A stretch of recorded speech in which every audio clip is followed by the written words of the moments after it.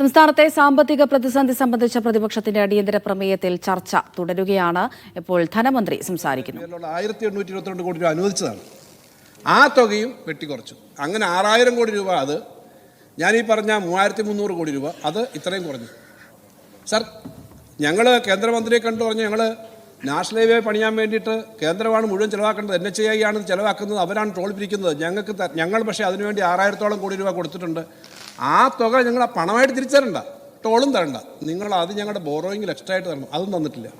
Sir, ഇങ്ങനെയൊക്കെ വെട്ടിക്കുറച്ച്, ഞാനീ പറഞ്ഞ ഗ്രാൻറ്റ് വെട്ടിക്കുറച്ചു, ബോറോയിങ്ങിൻ്റെ സ്പേസ് വെട്ടിക്കുറച്ചു. സർ, എന്നിട്ടും ഈ ഗവൺമെൻറ് പ്രവർത്തനങ്ങളിൽ നിന്ന് പുറകോട്ട് പോയില്ലെന്ന് മാത്രമല്ല 50% ചിലവ് വർദ്ധിച്ചു. സാധാരണ ഒരു ഗവൺമെൻറ്റിൻ്റെ കണക്കങ്ങനെ നോക്കും.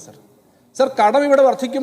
നേരത്തെയൊക്കെ പറയുന്നത് 6 ലക്ഷം കോടിയിലേക്ക് എത്തുന്നതാണ്. വളരെ പ്രശസ്തയായൊരു സാമ്പത്തിക ശാസ്ത്രജ്ഞ അവരുൾപ്പെടെ പറഞ്ഞു, അവരും പറഞ്ഞു 6 ലക്ഷം കോടിയാവും കേരളത്തിൻ്റെ കടം. നേരത്തെ ഇവിടെ പറഞ്ഞ കണക്കനുസരിച്ചാണ് അവരും പറഞ്ഞത്. കാരണം ഓരോ 5 വർഷത്തിലും ഒന്നുകിൽ 90% അല്ല 100%ആയിട്ട് കടം വർദ്ധിക്കും.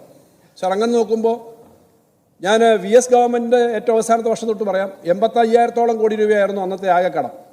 ഉമ്മൻചാണ്ടി സർക്കാരിൻ്റെ 5 വർഷം കഴിഞ്ഞപ്പോൾ അത് 2,96,000 കോടിയാണെന്ന്. ചെറിയ വ്യത്യാസം കാണും, ഞാൻ ഓർമ്മയെന്ന് പറയാം. 2,96,000 കോടിയായി. 5 വർഷക്കാലം ഒന്നാം പിണറായി സർക്കാരിൻ്റെ സമയം കഴിഞ്ഞപ്പോൾ അത് 3,95,000-96,000 കോടിയായി. സാധാരണഗതിയിൽ ഈ 5 വർഷം കഴിയുമ്പം സാർ അത് 6 ലക്ഷം കോടിയോ അല്ലെങ്കിൽ 5,90,000 കോടി ആവണം. പക്ഷേ നമ്മളെ കടമെടുക്കാൻ സമ്മതിക്കുന്നില്ല. വല്ലാതെ ശ്വാസം മുട്ടിക്കുന്നതിൻ്റെ ഭാഗമായി 4,70,000 കോടിക്കപ്പുറം എടുക്കാൻ പറ്റില്ല ഈ വർഷത്തെ കണക്കൂടെ വരുമ്പോൾ. എന്ന് പറഞ്ഞാൽ 1,4 ലക്ഷം കോടി രൂപ ഇതുവരെയുള്ള 50 വർഷക്കാലത്തെ കേരളത്തിലെ ഗവൺമെൻറ്റുകൾക്ക് എടുക്കാൻ പറ്റുമായിരുന്ന റേറ്റിലെ കടമെടുക്കാനുള്ള ബോറോയിങ് സ്പേസ് കൂടി വെട്ടിക്കുറച്ചു. 1,4 ലക്ഷം കോടി രൂപ. 1,4 ലക്ഷം കോടി രൂപ എന്ന് വെച്ചാൽ ഒരു വർഷം 25,000 കോടി രൂപയാണ്. സാർ, ഒരു വർഷത്തെ കടം അല്ലെങ്കിൽ 2 വർഷം ഈ ഗ്രാൻഡുകൾ കിട്ടിയാൽ കേരളത്തിന് ഒരു ബാധ്യത നിലനിൽക്കുന്നില്ല ഞാൻ പറഞ്ഞില്ല. പക്ഷേ അത്രയും കിട്ടിയാൽ തീരാവുന്നതല്ലാതെ ഒരു പണം പോലും ഇവിടെ നമുക്കധിക ബാധ്യതയില്ല. സാർ, അത്രയും വെട്ടിക്കുറച്ചിട്ട് എങ്ങനെയാണ് സാർ ഈ കാര്യം ഒന്നും ചെയ്തില്ല എന്ന് പറയുന്നുണ്ട്. പക്ഷേ എല്ലാ സ്ഥലത്തും ചെയ്തതിൻ്റെ കണക്കുകളുണ്ട്. എല്ലാ സ്ഥലത്തെയും PWD വർക്കെടുക്കുക, എല്ലാ സ്ഥലത്തെയും MLA വർക്കെടുക്കുക, എല്ലാ സ്ഥലത്തെയും ഗ്രാമീണ റോഡ് നോക്കുക. നമ്മുടെ പ്ലാനിൽ കൊടുക്കുന്നില്ല എന്ന് പറയുന്നല്ലോ, പഞ്ചായത്ത് പ്ലാനിലുണ്ടോ, LSDD പ്ലാനിലുണ്ടോ 1000 കോടി ഈ ഗ്രാമീണ റോഡ്? CMLRP 2 പിന്നെ ആ പദ്ധതിയിലുണ്ടോ? 1000 കോടി കിട്ടിയില്ലേ? സ്കൂളുകളും മറ്റ് കിഫ്ബിയുടെ ധാരാളം വർക്കുണ്ട്. ഞാൻ പറഞ്ഞത് പ്ലാനിലോ ബഡ്ജറ്റിലോ ഇല്ലാതെ അഡീഷണലായിട്ട് കൊടുത്തതാണ്. നമ്മുടെ കഴിഞ്ഞ നിയമസഭാ സമ്മേളനത്തിൽ തീരുമാനിച്ച് അഡീഷണലായിട്ട് കൊടുത്താണ് 1000 കോടി. നവകേരള സദസ്സിൻ്റെ ഭാഗമായിട്ട് ഓരോ മണ്ഡലത്തിലും 7 കോടി വെച്ച് കൊടുത്തില്ലേ? അതും ആ ബഡ്ജറ്റിൻ്റെ ഭാഗമായിട്ട് ആദ്യമേ കൃത്യമായിട്ട് പറഞ്ഞിരുന്നല്ലോ. സാർ, ഇതെല്ലാം എങ്ങനെ കൊടുക്കുന്നത്? ഓരോ MLA-മാർക്കും വ്യക്തിപരമായി പറയാൻ പറ്റുമോ ഞങ്ങളുടെ മണ്ഡലത്തിൽ കിട്ടിയിട്ടില്ല എന്ന്? നവകേരള സദസ്സിൻ്റെ ഇപ്പോൾ ഗ്രാമീണ റോഡൊക്കെ പകുതി റോഡുകളുടെ ബില്ല് മേടിച്ചു കഴിഞ്ഞു പലയിടത്തും. തുടങ്ങിക്കാത്തതിന് അത് ശ്രദ്ധിക്കണം, നമുക്കൂടെ സഹായിക്കാം.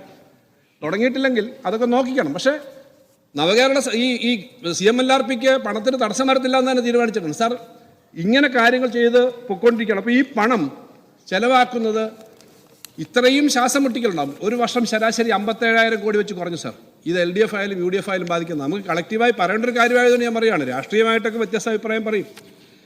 പക്ഷേ ഇത്രയും വെട്ടിക്കുറച്ചിട്ടും നമ്മൾ ഈ പണമെല്ലാം ചെലവാക്കി എന്നുള്ളത് നമ്മുടെ സംസ്ഥാനത്തെ ധനകാര്യ മാനേജ്മെൻറ്റ് അല്ലെങ്കിൽ പിന്നെ എന്താ സാർ അത്?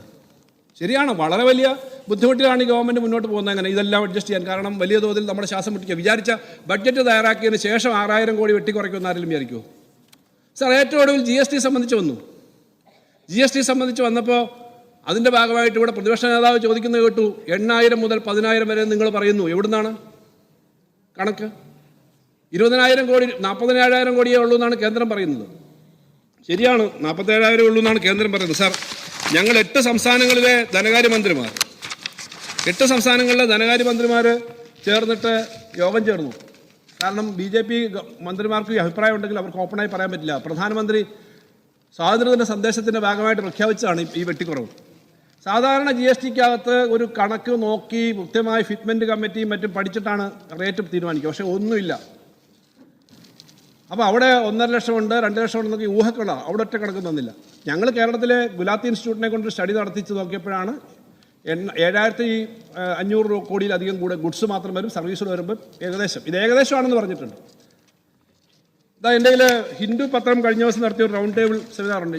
ഞാനുണ്ടായിരുന്ന അതിനകത്ത് നമ്മുടെ തെലങ്കാനയിലെ കോൺഗ്രസിൻ്റെ ഗവൺമെൻറ്റാണ്, ഡെപ്യൂട്ടി ചീഫ് മിനിസ്റ്റർ ഭട്ടി വിക്രമാർക്കെ ഉണ്ടായിരുന്നു.